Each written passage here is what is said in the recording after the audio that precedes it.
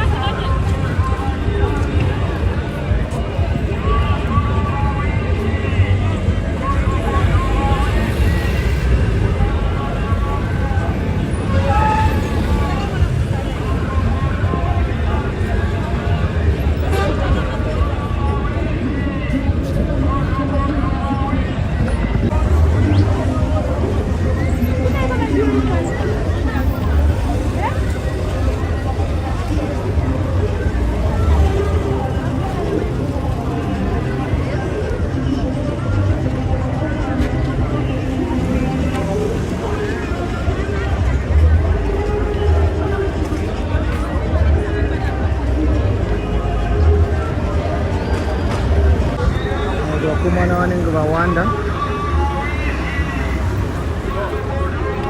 presha ipapapo vawanda neuyo ane kaheti kekaki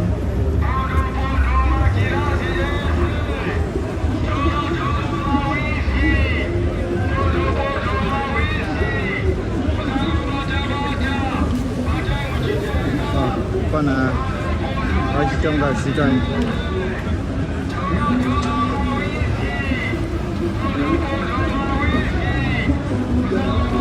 kana kutevero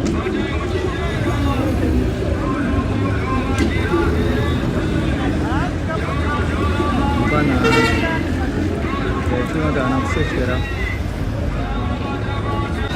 asechwa mukomana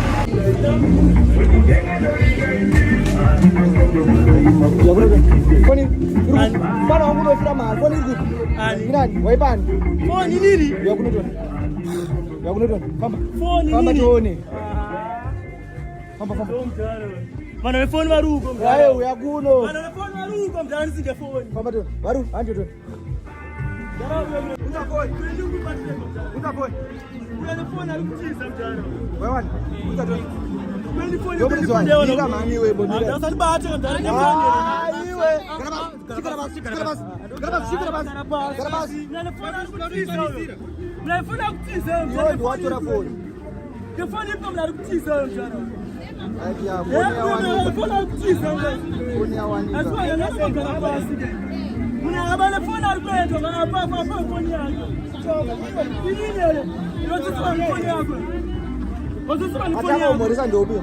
Aku atanga umoresa pamwe pamwe.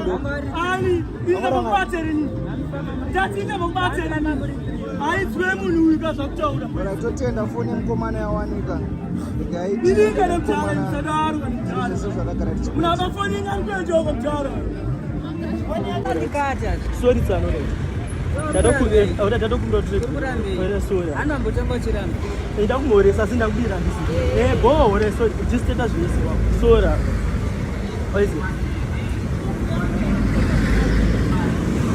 Ande ukamba tiopedzerana mbana. Budisa mbegi mune mvura begi. Big mini juice. Mini juice. Ora mune mango. Ora tsika.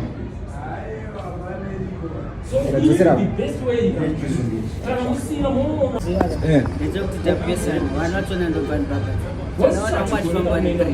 Alright. Phone yangu iripa? Yanga iri mu. Andiwazviona mutauni kuti amniswe foni.